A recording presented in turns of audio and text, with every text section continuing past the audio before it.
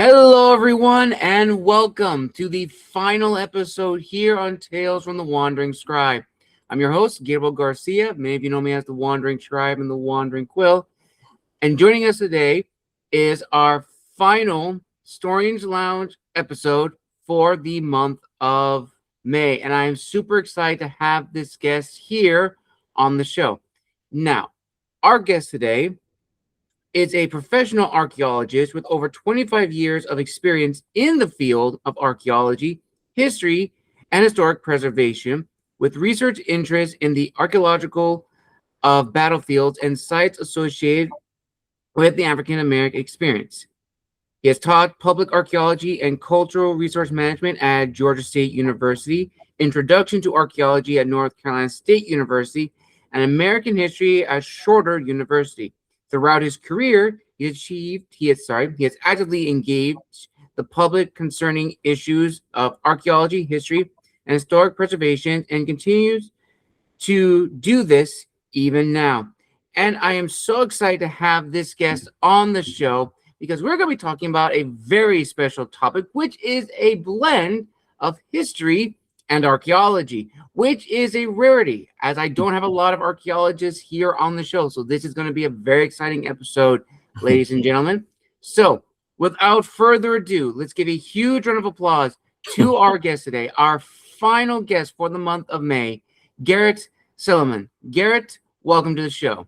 Thank you very much, Gabriel. Happy to be here. So thank you for having me on. I am so honored to be the last guest in May. So great to awesome, Garrett. Well, I am super excited to have you here on the show to talk about this amazing topic, which is a first. I don't think I've ever had this topic on the show or for the Historians Lounge series. So I am so excited for this. Now, before we dive into this topic, is there anything else you'd like to share about your background to our viewers and listeners meeting you for the very first time?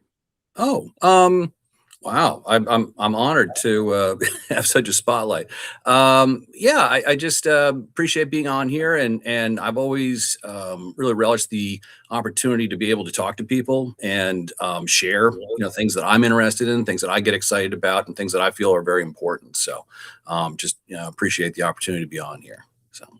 Excellent.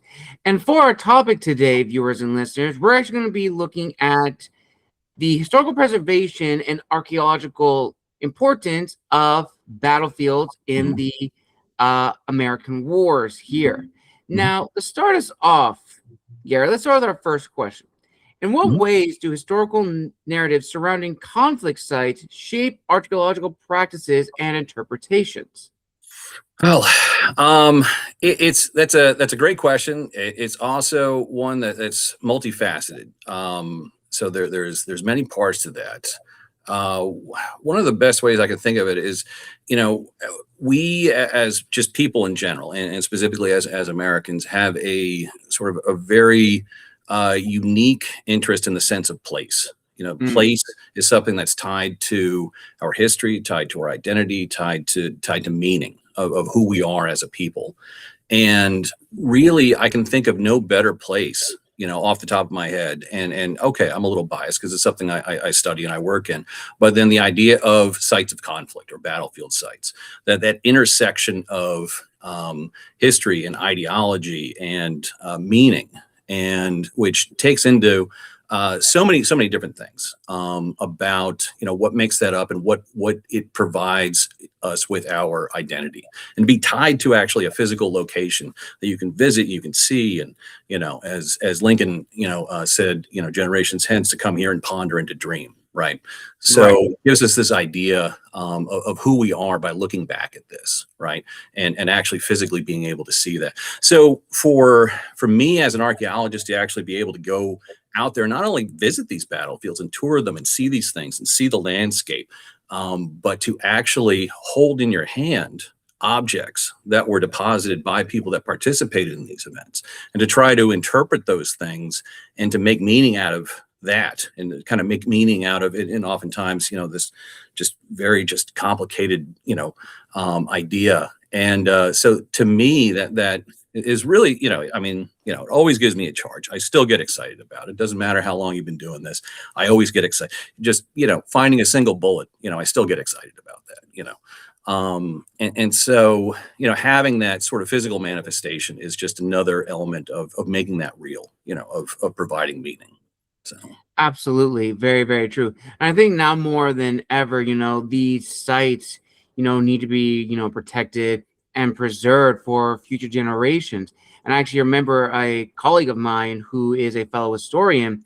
He actually knows a lot of good people at Battlefield Trust, the organization that is actively working to preserve these conflict sites, particularly from the American Civil War, these battles that are unfortunately being forgotten. Now, of course, you have, the famous place like Gettysburg, which is a cemetery. So that is going to be there no matter what. But the other battles from Antietam, Battle of Bull Run, and many, many more, these sites and these places hold so much history, and there's a lot of memories and meaning to them. Right. But then you have some battles which are lesser known.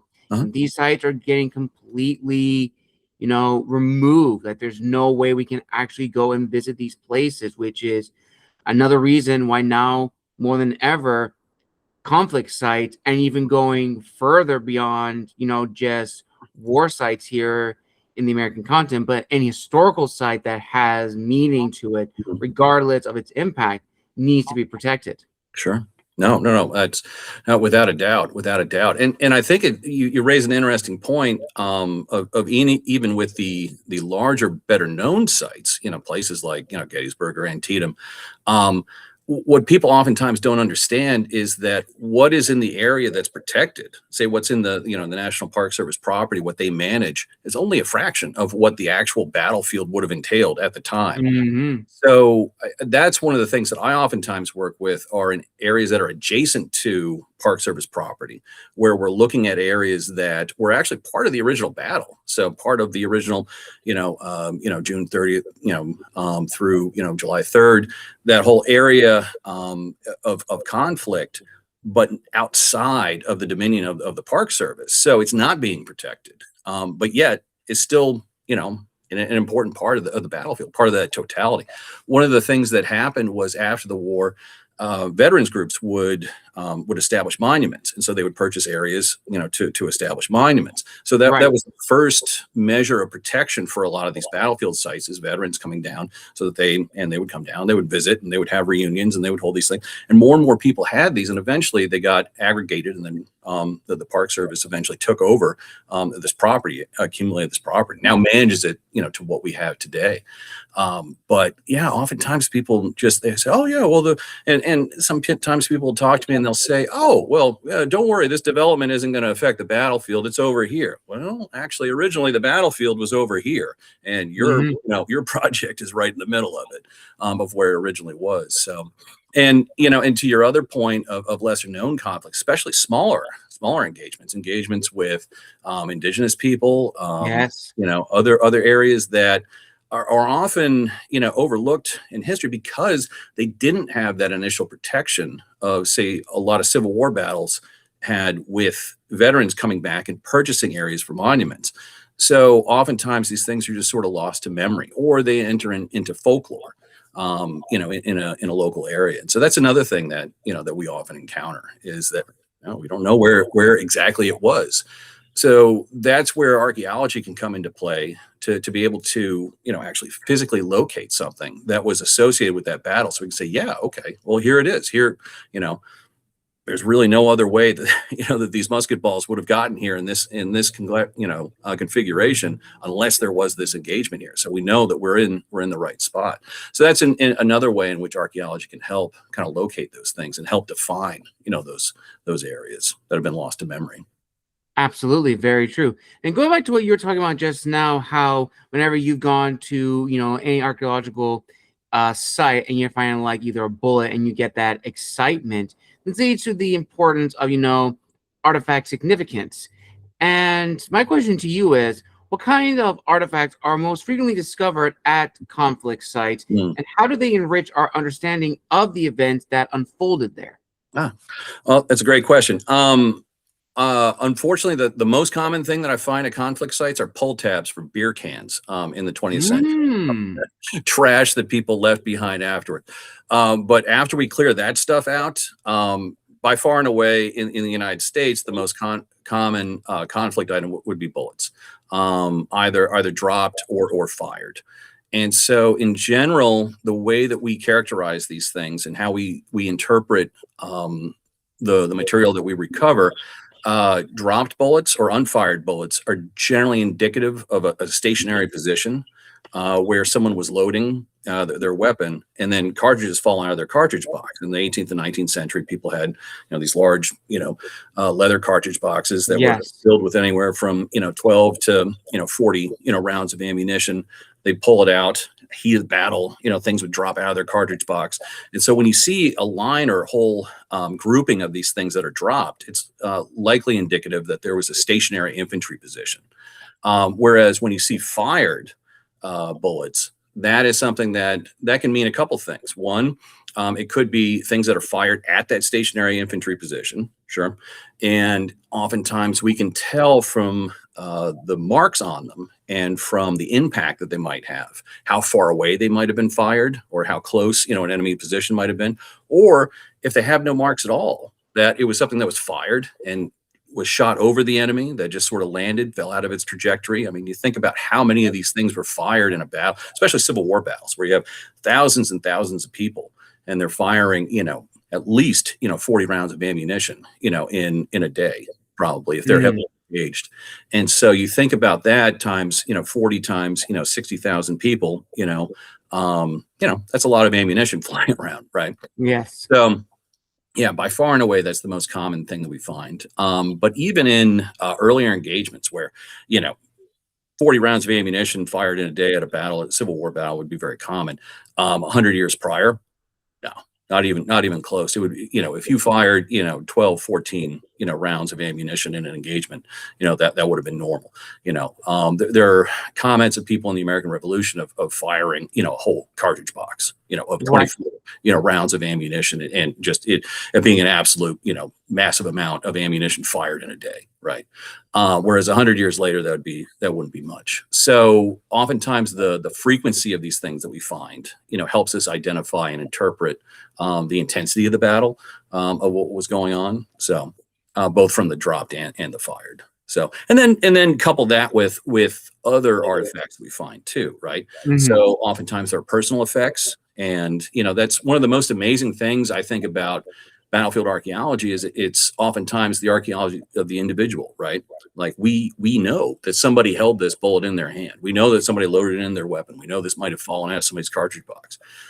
Other objects, personal objects, things that they either carried into battle or in some cases left on their march in, which is something that I find is always really interesting. Is there's descriptions of soldiers marching into battle during the Civil War, and the roads that they would be walking in on were strewn with pipes and playing cards and dice and things, these objects of vice that they didn't want sent home to their families had they died in battle. So sometimes we see these things discarded, and it provides us with an insight into behavior. These are real people that had, like, oh, I don't want my mom to see, these dice and playing cards, or, something that, I had. So, yeah. So anyway, but far and away, bullets are, definitely the most, the most frequent artifact found on conflict sites. Yeah. Fascinating, Garrett.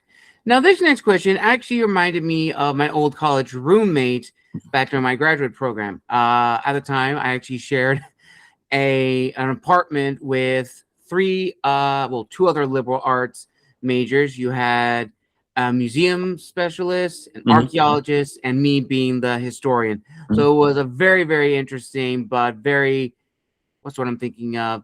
There was a lot of discussions brought up every time.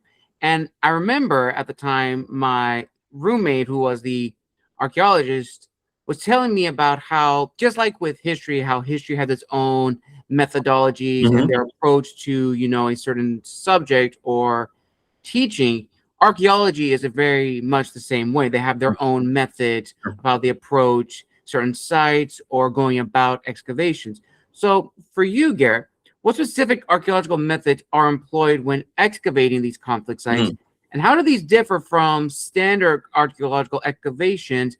Let's say they want to do like, more like on the realms like physical anthropology Sure. or something along those lines. Yeah, sure. No, that's a great question.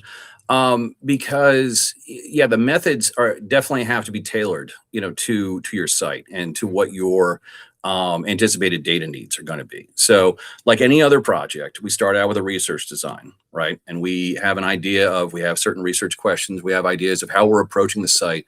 And then based on, our historical research, based on, previous investigations in the area, what other people have found, then we develop this, this approach. We develop our methods to go and investigate this area. So depending on what we see the data needs being, then that's how we tailor, our field methods. Most often with conflict sites, what we do is we are looking for, again, there's a massive amount of material that was distributed over a large area over a short period of time. So that produces a completely different pattern of artifacts than say an indigenous site where you had a relatively smaller group of people returning to the same place, a relatively smaller location over a long period of time, will produce a completely different artifact pattern than a large group of people throwing out a lot of artifacts in a very short period of time, right? So in order to access those data, it's imperative to use the right methods. For the longest time, sites of conflict and battlefields were investigated using the same methods that people would use on other archaeological sites. Do you know what the result was? Nothing. They didn't find anything. So for decades, people investigating battlefield sites using the archaeological methods that they had used on other sites, for instance, on indigenous sites or even historic sites where you had, farmsteads or plantations or other things, was completely ineffective for this artifact patterning. That's where metal detection came in. So after World War II, there was a large surplus of metal detectors that came out. So metal detectors had been around. The idea had been around for almost a century at that point. And then, first famously used to try and detect the bullet in James Garfield when he was assassinated. Alexander Graham Bell was experimenting with an inductive coil. And so they were trying to use that to actually locate the bullet in his body. It wouldn't be for several decades later that they would actually develop a practical metal detector, which was used to sweep for mines in World War II. After World War II, there was a huge amount of these surplus metal detectors on the market, which gave rise to the hobbyist, the metal detecting hobbyist, who would go out and use these things on battlefield sites and recover, artifacts, bullets, buckles, all different things, buttons, things that were associated with the battle. For the longest time, archaeologists were reticent to use these as a tool, and said, no, that's it, almost looking like it was cheating, right? That in order to use something to acquire those data, it was almost like it was cheating. Well, now, in fairness, the metal detector, it's just like any other tool, right? It could be used, it could be misused. People had been experimenting with them in the 60s and 70s of with different levels of efficacy. And it really wasn't until Doug Scott, working at the Battle of Little Bighorn for the National Park Service, really employed not just metal detectors, but employed a system, a method for using it in which, it was actually used in a systematic fashion, in a similar way, approaching it like a research design, archaeological research design, just using it as it's just another tool. It's another data acquisition tool, right? So properly applied, it is hands down, far and away, the most effective tool on battlefield sites. Just unequivocally. And so who knows, maybe 100 years from now, there'll be different technology. There'll be something that'll be even better. But at the moment, that has been shown time and time again to be the best method.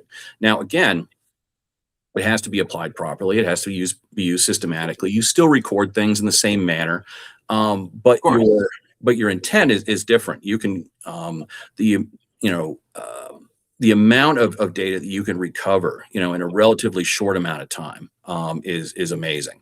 And then, properly applied, at the very least, it can sample an area very rapidly, in order to tell you presence or absence. Yes, this was where something occurred. This isn't where something occurred. Therein which you can go back and, use more targeted methods, to acquire even more data or look at things.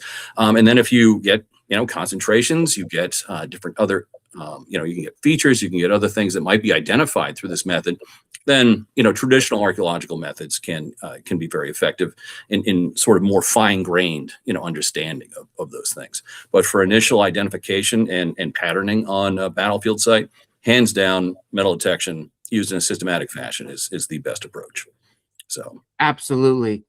And this is the one thing I really find fascinating when it comes to, these kind of discussions, because I don't know anything about archaeology and the methods that are used in, locating artifacts, acquiring said artifacts, studying them, and not only just the artifacts themselves, but the land in which these artifacts are found. I actually remember for a long time, I was actually a docent at a local museum in my area before I moved out here to Southern California. I was more in the Inland Empire region, and it was called the Western Science Center. And that museum, which also acted as a school as well, was more about the prehistoric past of the valley. So we had not a lot of dinosaur artifacts, but we had a lot more Cenozoic. So we had ground sloths, mastodon, mammoths, saber-tooth cats, short-faced bears, dire wolves, and many more. And then we also had the indigenous past of the valley as well, and the artifacts. And I remember when they were building the center and the school at the same time, there was like a huge field, like it is a big open field right there. And they were excavating like this entire area. And I remember that. I was most likely in elementary school, seeing this on the news of like, this was a huge thing in our area. This was like the biggest thing that had ever happened. And it was just so fascinating of the artifacts that were found there. And as such, they made a center to sort of like protect the artifacts, and not so much the land itself, like the preservation of the land, but the area in which that majority of artifacts were found. That's where they built the center. But this kind of brings up something that we talked about not too long ago, which was, the challenges with preservation, because there are several challenges. Sure. Now, I'm very curious, Garrett, if you can go a little bit more in depth for this question. What are some of the primary challenges in preserving artifacts and structures found at historic conflict sites? As you mentioned not too long ago, that in the beginning, a lot of veterans, specifically Civil War veterans, would make monuments to, record these major battles by also buying up land as well to say like, hey, this happened here. This needs to be protected. Right. Yeah. And preservation is an ongoing issue, certainly. And it was an ongoing issue. I mean, that's part of the reason why the veterans did that, not because these areas were so much threatened, per se at the time, but they really wanted to be able to, it's almost, again, that idea, the sense of place, our identity tied to something. So, certain veterans it would be an area where they had fought, some place that was important to them. It was a significant thing for their particular regiment, or their corps or their, division. So they would, have these organizations, and they would raise funds, and they would, purchase plots of land to erect a monument. And then more and more people did that. Really you get, starting with, the 1906 Antiquities Act, you get for the first time, the government, our government coming in and saying, wait a second, these things are important. These are things that are important for everybody, not just a specific Right. group of people. But this is something that is important for the public good, for us to set aside and protect and remember. And that's something we still struggle with today. Mhm. So yes, I think it's, preservation is one of those things that, and I do a lot of work with different government agencies. I do a lot of work with private clients that work or are seeking permits or working on federal land or working with federal funds. And that's, the bulk of the work that I do. And oftentimes, people get very concerned about the idea that, if you find something, that's the end. That's the end of the project. Right. Well, that's not the case. But that is why we look. We Mhm. look to ensure that there isn't going to be something that's significant, something that isn't important, that will be lost, through this process. And if for some reason that that balance tilts in the favor of, well, we actually kind of, this road's really dangerous. So we actually need to, change this road to make it less dangerous. We had so many fatalities last year. Like, okay, we can understand that. And so that's when we go through a specific process to help. If we can't preserve the land or the site, we can preserve the information, and we can engage with people whom the site or this land may be important to ensure that if for some reason something needs to happen, then we are able to mitigate those adverse effects to that land as a result of this project. So that's one thing that I do with artifacts specifically. I will also say this: artifacts are safest in the ground. Yes. And the best place to protect archaeological sites is to leave them alone, and to leave things where they are, whether it's a battlefield site or whether anything. It's archaeological resources are it's a non-renewable resource.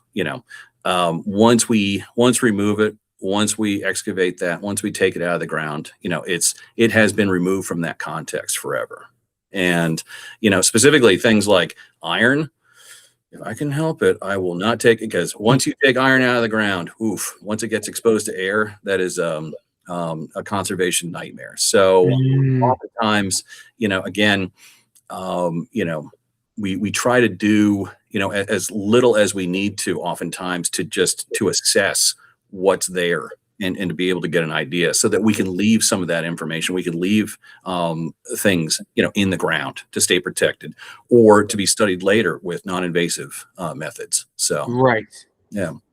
That's, again, very, very well said, Garrett. Very well said. You may have actually talked about this earlier, but I'm wanting to go a little more in depth, and that is, of course, the public, getting the public Sure. involved. Of course. So I want you to go a little more in depth of how archaeologists can effectively involve the public in discussions about conflict sites, and what role does the public memory play in this dialogue? Again, great question, and it's something that's very important to me, frankly, because what we do doesn't exist in a vacuum, right?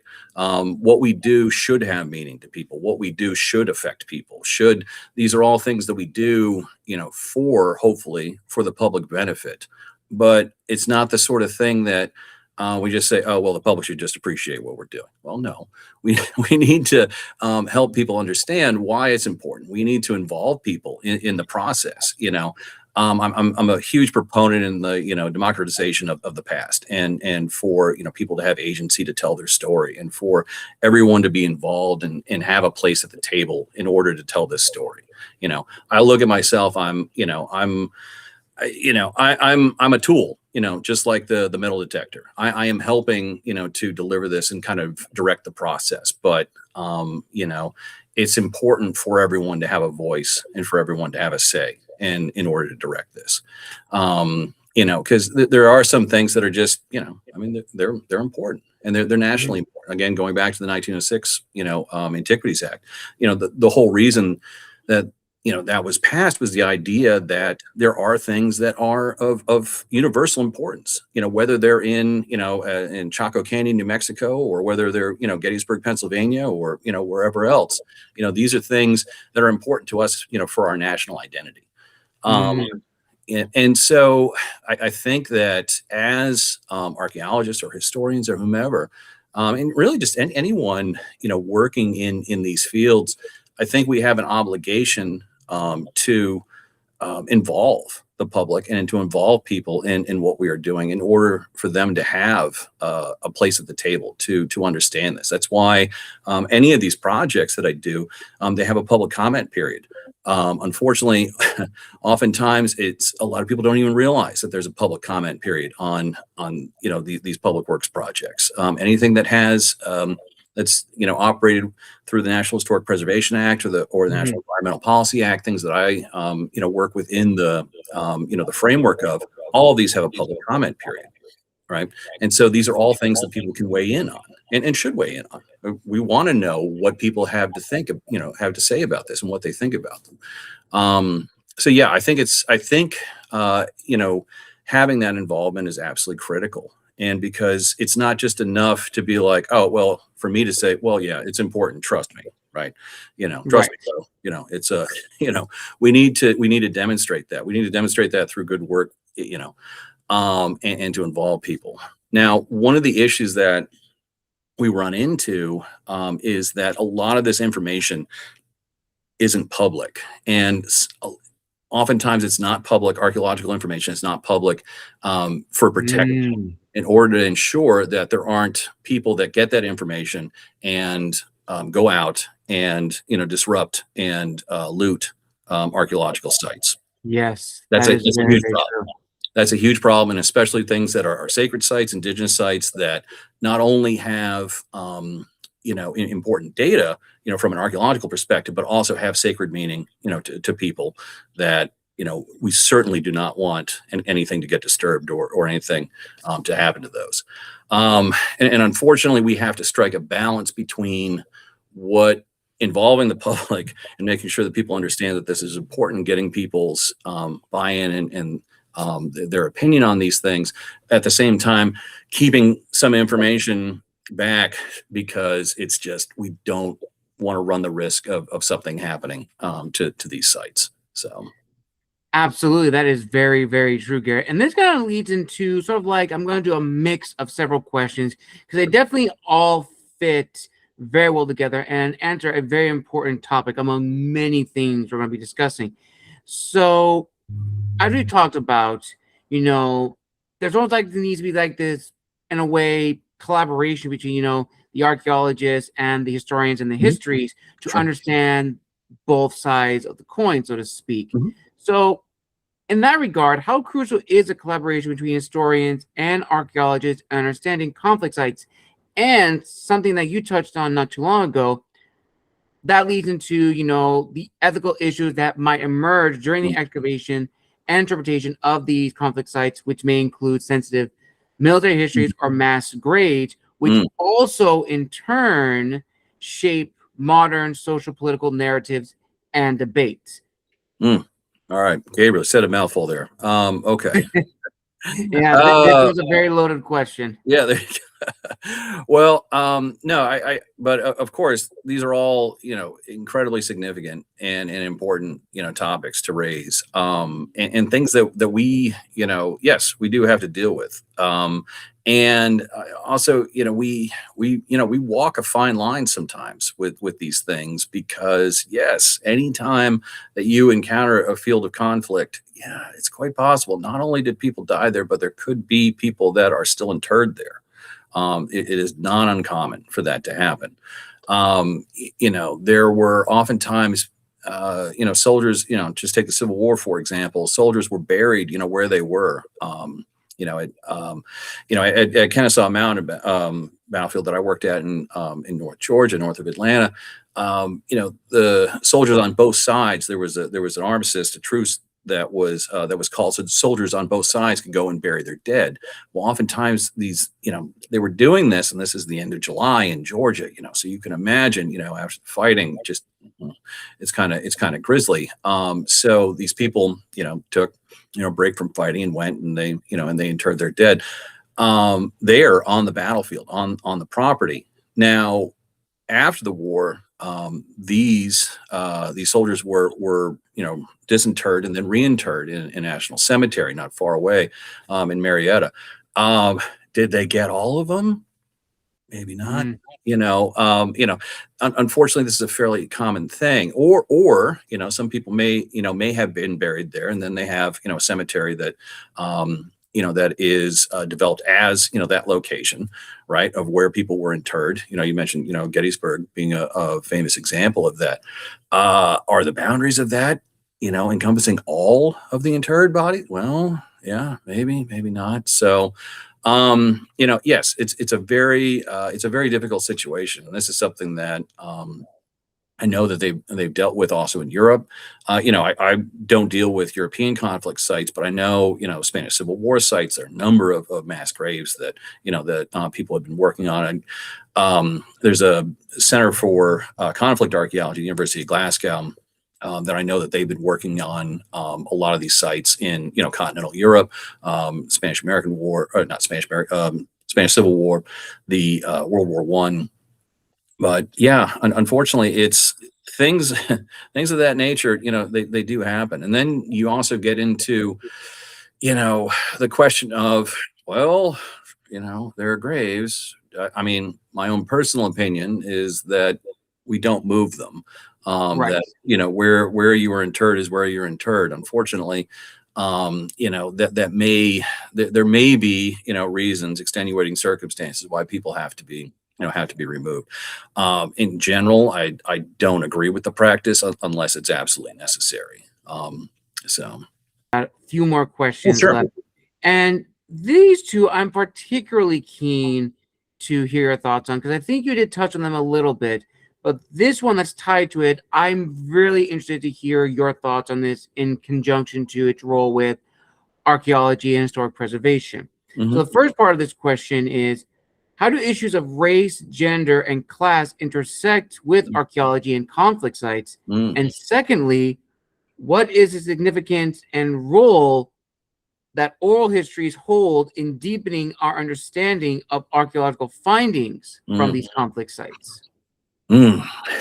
Ah, again, good question. That's that whole segment could actually be its own its own topic right there. Yeah. Another discussion. But just to yes, in order to understand these things, I think, and people are coming to grips with, yes, it's not a Confederate battlefield, it's not a Civil War battlefield. These are American battlefields, and Right.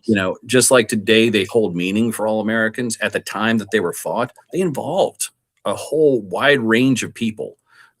These are, battlefields that are located on what were formerly indigenous lands. These are battlefields that are oftentimes, contested due to over the issue of slavery, over the issue of secession, over the issue of all these things. These were, women were not absent, from these battlefields or from, sites of conflict. Women were, very much a part of these things, whether directly or indirectly.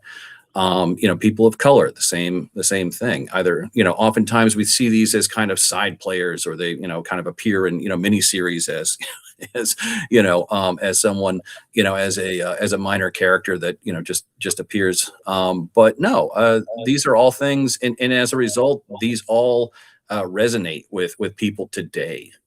We can all find sort of our counterpart, in history, if we look, Right. and I think for so long, that the way that the narrative had been focused, was that people weren't seeing their counterpart in history, their counterpart in the past. And so I think it's by seeing that is where people can get energized and excited, and that's where they see their past identity and how they can feel this connection to the past, or to the physical landscape like a battlefield. So Absolutely. Now, before we get to the final question, this is actually a fan question one of my viewers actually sent to me earlier this week, and they actually want to hear your thoughts on. sure, okay. And this viewer would like to know, in your professional opinion, do you believe that battlefields on the East Coast get more attention than battles that were on the West Coast? And they give an example, battles pertaining to the Mexican-American War. Oh, again, great question. Yes, I would say yes, they do very much, and I'm guilty of perpetuating that too because this is where I work. But so part of that has to do with one, just the sheer number of sites of conflict sites. Going back quite a ways. Also the size. Really, in all fairness, it has a lot to do with just the size. It's Civil War battles are larger than those of the Mexican-American War, and by and large, most larger than most indigenous Indian Wars battles that took place. And in terms of longevity and timeline, one might argue, they'd say, oh yeah, and people have been fighting with indigenous people on the East Coast long. Well, that's not exactly true. I mean, there were engagements in the Rio Grande River Valley. In the 16th century, there were, the Pueblo Revolt, in northern New Mexico. There's the whole slew of conflict sites that took place. Should these things get more attention? Without a doubt, I am completely all for that. Part of it also has to do with development. Oftentimes, these things get more a spotlight shown on them because of things that are happening. Say, for instance, in the Atlanta area or the Nashville area or the Washington D.C. area, because there is a lot of development, and so that development then encroaches upon battlefield areas. So more attention gets placed to that because, relatively speaking, that's not to say that they don't have the same issues out west, but relatively speaking, you don't have that same push or encroachment of development on sites of conflict. One thing that I will just add, though, is that and this kind of goes back to well, you don't know what's there unless you look, right? Right. There are plenty of conflict sites out west that go, and I just know this from colleagues that work out there, that go or under recorded just because no one's actually looked or used proper methods in order to identify them. So it's they still exist in memory, they still exist in indigenous memory, and so I think that's also something that we need to take into consideration when we're looking at areas out west. We need to be cognizant of that, just because they aren't as large, and we don't have the same sort of traditional push of development, that they aren't very much threatened as well by certain agents. So Absolutely. Now, I do have a very special question for this topic, Garrett. Now, it was actually supposed to be for a previous Historians Lounge episode back in like the early seasons, but I never got around to asking it. But I'm going to reword it in a way that I think brings up a very interesting discussion. And that is, in your opinion, would you argue, in terms of archaeological preservation and cultural awareness and public perception, that the American Revolution and the Civil War are like World War I and World War II in terms of public memory and importance of battlefields? Just as we talked about now, the Mexican-American War is to the Korean War in terms of that it happened, but it often gets forgotten. Yes. I think yes. I think that's a fair analogy. I also think that there is, particularly with the American Revolution, there's a lot of myth. There's a lot of myth that surrounds it, and there's a lot of, and as a historian, I'm sure you have the history, the past, and then memory, and then the truth is somewhere, so there was a lot of myth making that took place during the early part of the our founding as a country, that the American Revolution sort of that factored heavily into. The Mexican-American War did not necessarily receive that same treatment. It wasn't as important not to mention, a lot of people forget that the Mexican-American War was highly unpopular at the time. It was a very, very controversial war. It wasn't as if, we have this, idea of like World War II of, the home front and everyone getting behind, the war effort and scrap drives and, defeating, a two-front war and, this whole thing. The idea that, the Mexican-American War, however, was very unpopular. And so, also, we have, I think it is unfortunate, though. I think it's a fair point because I think it's an unfortunate thing that it is less remembered because of what came after that, of what it led to.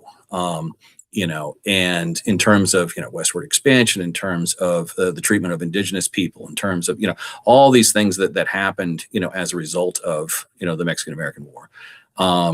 So yeah, I think it's yes, I think it's largely sort of forgotten. However, I think it has far more sort of hereditary meaning in U.S. history than I think people give it credit, or at least in popular memory that people give it credit for. So Absolutely, Garrett. Absolutely. And to wrap up this incredible discussion and for the entirety for the month of May, here is my final question that I pose to you. Okay. With everything we've talked about and more, and things that we possibly did not mention in this episode, what is your hope for others who are continuing the preservation of historical sites, whether it's cultural sites, battlefield sites, or maybe a mixture of both? And what questions do you think need to be discussed and answered, and possibly themes need to be brought to the forefront for the continued preservation of these archaeological sites?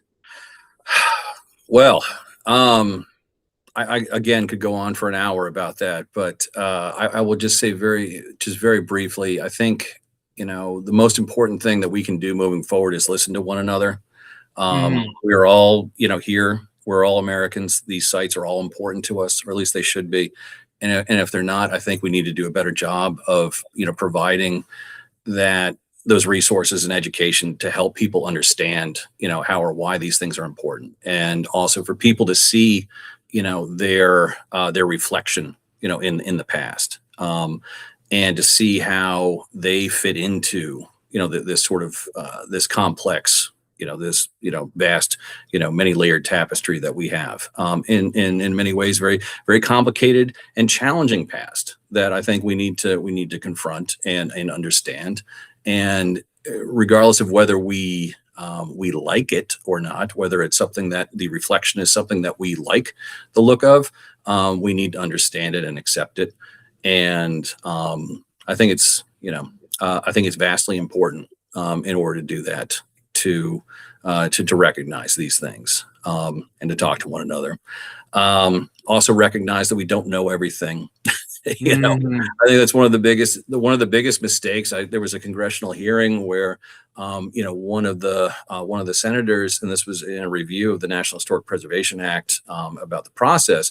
And, one of the senators said, well, of course, no one wants to destroy archaeological sites. Well, of course, we want to make sure that these things are preserved. But I think oftentimes there's a public misunderstanding, and whether they be lawmakers or other people or whomever, that we've already found everything, we've already understood everything, we already know everything there is to know. We don't, and that's why we have these processes in place, and that's why it's important to take a look at these things. So because yes, I think we can all agree, hopefully, that these things are important, but we have to understand that we don't know everything right now, and we have to keep moving forward to help try and understand these things and help, hopefully find some sort of consensus and understanding. Yes, absolutely. Very true, Garrett.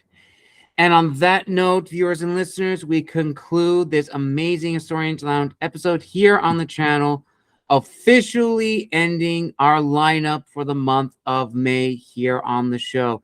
I want to give a huge thank you to our guest, Garrett, for coming on the show, making his official debut on the Historians Lounge series and the Wandering Scribe YouTube channel. Garrett, thank you so much for coming on the show. Really do appreciate it. where can people find you on the internet if they wanted to reach out and connect? And are you going to be doing any upcoming projects for the summer or quite possibly for the next year? Or going to be doing any conferences? Yes, thank you. I appreciate it, Gabriel. And just quickly, thank you for having me on. I'm an honor to be here. I appreciate it. Yes, I mean, people can reach out to me. I actually don't have much of a social media presence. I'm a bit of a dinosaur like that. That's fine. But as you can see, I'm very analog, as you can see by my background. Yeah, happy to have people reach out. You can reach out to me through NC State is probably the best way if people are interested. If anyone has any questions or follow-ups, happy to talk to anyone. Yeah, I have a lot of projects coming up. We have ongoing projects with NC State where we're working with our partners, the National Park Service, investigating battlefields in the Mid-Atlantic, doing resource assessments and vulnerability assessments of those for environmental conditions, part of a interdisciplinary team. With a whole group of people, both with Park Service and NC State. We have another small project that we're going to be doing, hopefully next week. We have a rain delay. So hopefully next week, I'm going out there with a colleague of mine and some students from NC State and try to investigate the location of the Battle Walkups Mill outside of Charlotte. Which is a conflict that site that took from 1780, September 1780, which is part of the Southern Strategy Campaign. So associated with the British Legion under Bannister Tarleton. And so this was a surprise attack on the British Legion camp outside of Charlotte. So one of the things that we're trying to do is we're trying to identify the location of this possibly to help define the battlefield. Again, we were talking earlier about ones that we don't know where they are, right? Mm-hmm. So the whole idea of, potentially significant locations that have been kind of lost to memory, and that's where archaeology can step in and help kind of identify these things. So. Absolutely. Absolutely. I'll link all that down below in the description of this video, viewers and listeners. And if you'd like to see Garrett back on the show for a historian / archaeological interview to dive more in depth into Garrett's background, how he got into the field of archaeology, you know what you have to do. Like this video, comment down below, and subscribe to the channel. Thank you, everybody, so much for joining us for the month of May. See you all in a few days for the release of the June lineup on my newsletter on LinkedIn.